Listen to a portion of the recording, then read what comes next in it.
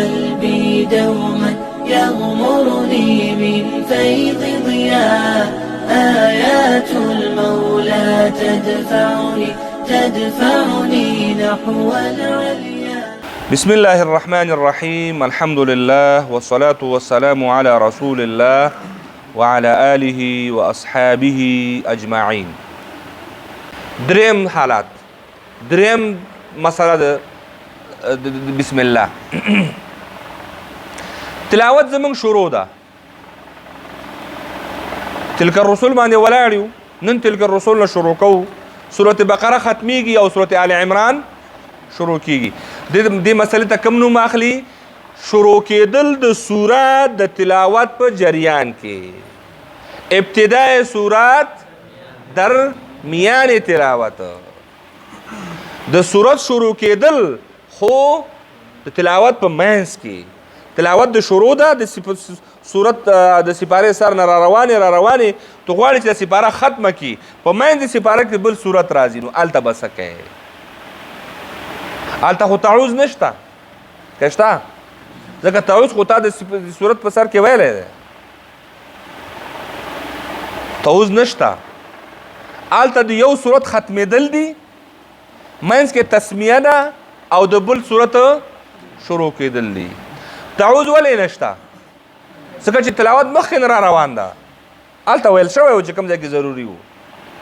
نو تسمیه خو شته که نه؟ ولې شته؟ ځکه محلې ده، نوی سورت شروع کېږي. نوی سورت شروع کېږي، د سورت په سر کې بسم الله ویل څه دي؟ ضروري دي. ورپسې بل سورت شروع کېږي. دلته هم د وصل او د فصل څلور حالاته جوړي. یا به وصل کل کې، یا به فصل کل کې، یا به وصل اول فصل ثانی کې، او یا به فصل اول وصل ثانی. وصل کل درې واړه یو ځای کول. دلته درې شیان څه دي؟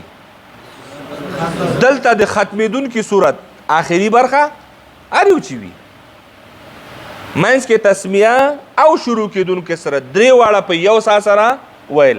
مثلا موږ د سورت بقره راخلو، سورت بقره تلاوت هم شروع کړی او منځ کې سورت آل عمران راځي. د سورت بقره آخر منځ کې تسمیه او شروع کېدونکي سورت، دې ته ویل کېږي وصل کل. فانصرنا على القوم الكافرين. بسم الله الرحمن الرحيم. ألف لام ميم. څه شی وایي دې ته؟ وصل کل. دا جائز ده، دا جائز ده. فصل کل درې واړه جدا جدا سا سره ویل. فانصرنا على القوم الكافرين. بسم الله الرحمن الرحيم. ألف لام ميم. دا هم جائز. وصل اول فصل ثانی. وصل اول دی هر یو عبارت اول ګورئ، لږ دلته پروسس کوئ، دلته بیا د خپله معلومیږي. وصل اول اولنی دو شیان یو ځای کول.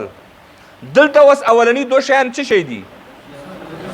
د ختمېدونکي صورت آخري برخه او بسم الله. فانصرنا على القوم الكافرين. بسم الله الرحمن الرحيم. ألف لام ميم. دا ناجائز، دا صحیح نه ده.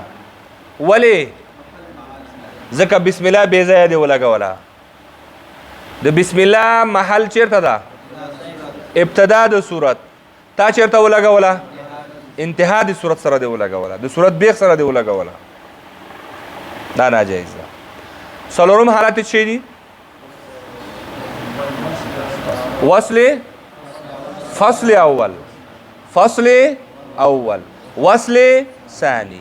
اولنې فصل کا فانصرنا على القوم الكافرين.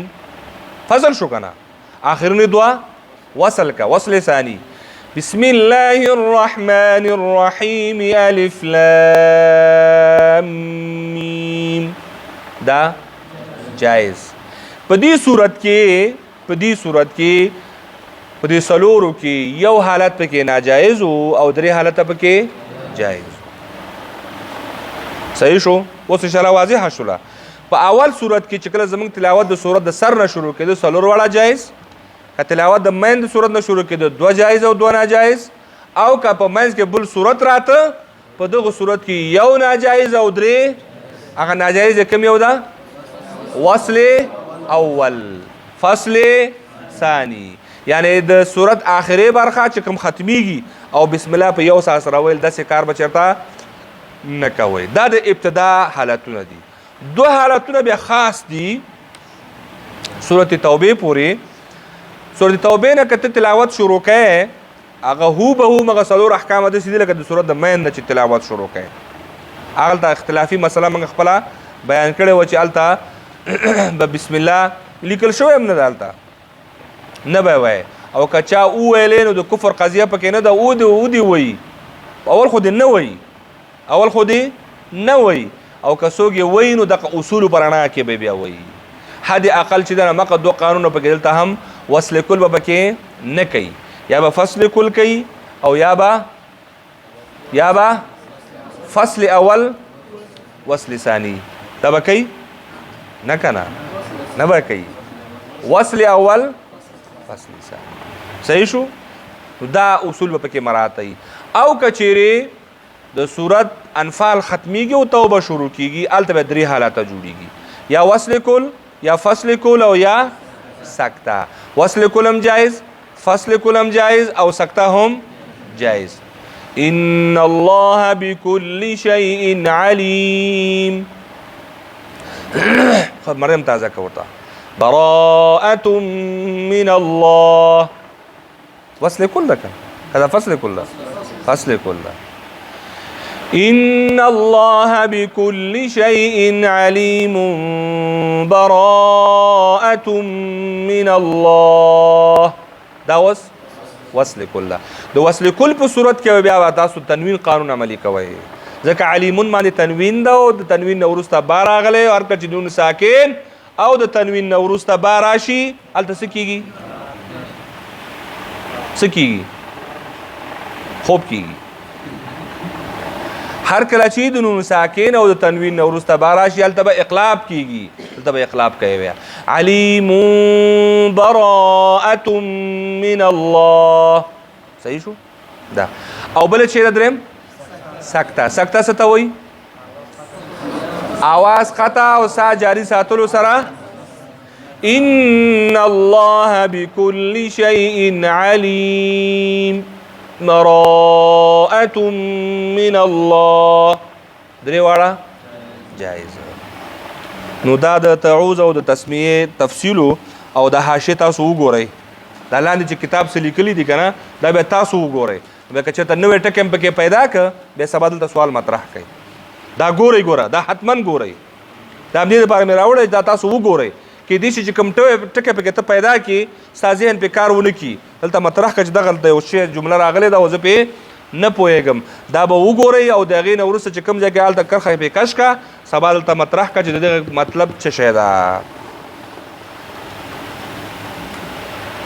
وصلى الله تعالى على خير خلقه محمد وعلى آله وأصحابه أجمعين.